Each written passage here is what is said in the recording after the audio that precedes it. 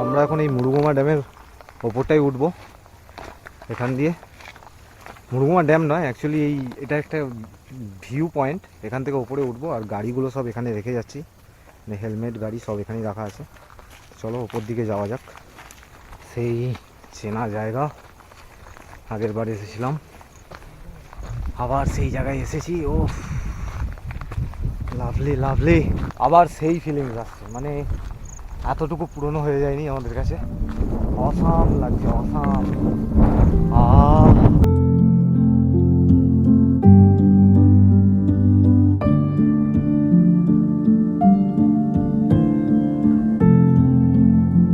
মুরুগুমা ড্যামের view point এটা একটা।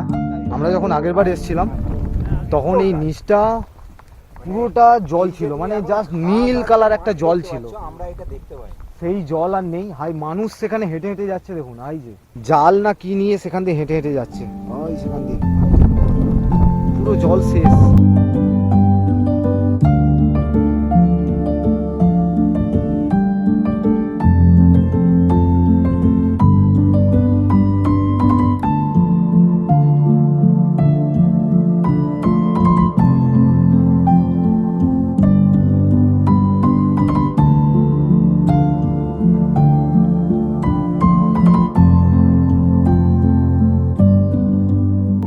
ড্যামে কিছুক্ষণ টাইম স্পেন্ড করবো।